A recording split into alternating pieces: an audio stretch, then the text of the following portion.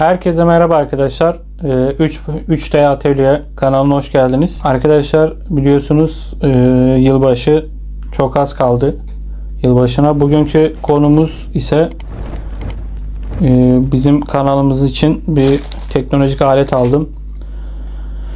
Bu arada reklam yapmıyoruz. Bu reklam değil, sponsorluk da değil. 3D atölyemiz için, figürlerimiz için ve objelerimiz için teknolojik bir alet aldım. Bugün kargo açılımı yapacağız. Kargo paketini ben yırttım. Şöyle. Evet, şimdi bu cihaz atölyemiz için gerekliydi.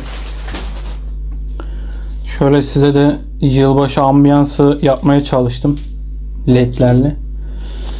Evet, şimdiki aletimiz arkadaşlar bu şekilde tutayım. Kesinlikle reklam değil. Şimdi aletimiz ne arkadaşlar? Ürünümüz.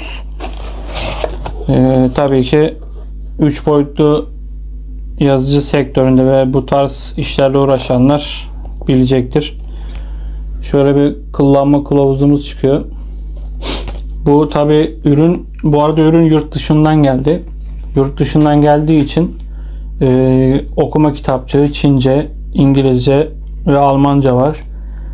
Biz bunu Türkçe'ye çevirir, ürünü çözeriz, kullanımını. İçinden şöyle bir köpük çıkıyor. Şimdiki ürünümüz arkadaşlar bir hava tabancası. Airbus diye mi geçiyor ya da bir dakika, yanlış okumayalım.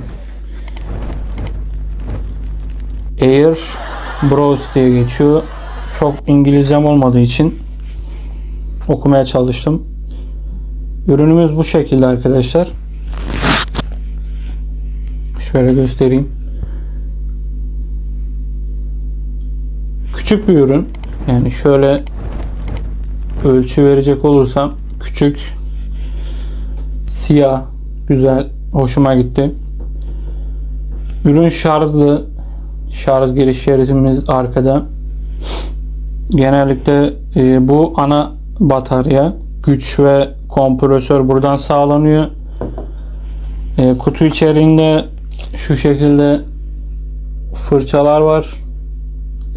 Boya tabancamızın tıkandığı zaman temizlemek için 5 adet temizleme fırçası ve iğnesi geliyor. Şöyle göstereyim. Ondan sonra boyamızı inceltmek için bir emiş tüpü geliyor. Yani tiner alıp veya suyla akrilik boyaya inceltmemiz için şöyle bir emiş tüpü geliyor. Ondan sonra şöyle bir plastik boya haznesi geliyor. Bir tık daha büyük kullanabileceğiniz. Onun ardından daha da büyük geliyor. Şöyle gene bir boya haznesi. Bir tane şarj kablomuz çıkıyor. Şöyle şarj kablomuz var. Batarya yok arkadaşlar. Artık günümüzde de cep telefonlarında bile batarya olmuyor. Şarj bataryası. Evet. Tabancamız, ana malzemesi bu boya tabancamızın. Kutu içeriği bu şekilde. Şimdi ben yakın çekimden size biraz detay göstereceğim. Hadi yakın çekime geçelim. Evet arkadaşlar. Şimdi yakın detay çekiminden tekrardan merhaba.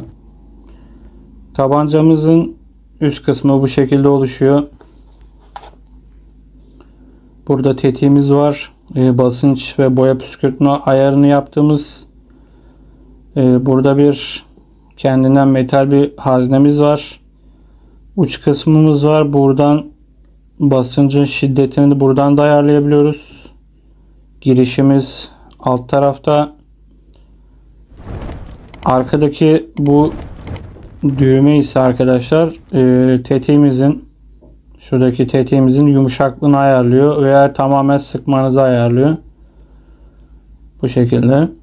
Üst kısmı bu şekilde. Tekrardan bir yakın mesafeden detaylı makinenin ana kısmını göstereyim. Dediğim gibi makine biraz küçük ama iş görür. Yani benim işime fazlaca yeteceğine inanıyorum. Şu şekilde arkadan şarj giriş yeri var.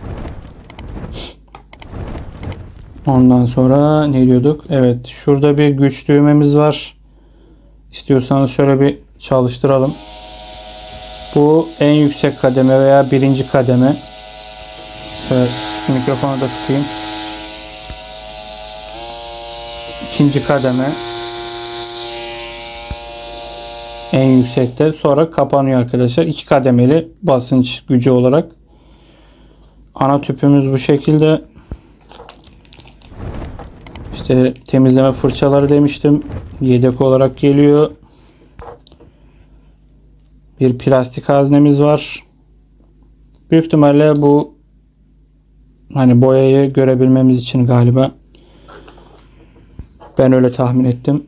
Ya da ölçüm. Evet, ölçü var burada. Ona göre bir ayar olabilir. Bu da büyük plastik hazne. Şu da tiner emiş veya suyla seyrelttiğimiz boyayı. Onun parçası. Bu da şarj aletimizin kablosu. Evet, bugün bu kargo açılımında size boya tabancamı, yeni aldığım boya tabancamı göstermek istedim arkadaşlar. Kanalımıza abone olmayı, videoyu beğenmeyi ve yorumlarınızda bu tarz cihazları kullanan varsa düşüncelerinizi paylaşırsanız sevinirim. Bu arada arkadaşlar kanalımızı lütfen takip ederseniz sevinirim. Bunun evet bu arada bir test videosu gelecek. Onu da ayrıyetten bir test videosu olarak figür boyama videosu olarak paylaşacağım arkadaşlar. Şimdilik kendinize iyi bakınız. Hoşça kalınız arkadaşlar. Beni takip etmeyi unutmayınız. Değil mi Rıfkı? Evet arkadaşlar. Bay bay. Bu arada şimdiden yeni yılınız kutlu olsun. Dediğim gibi abone olun.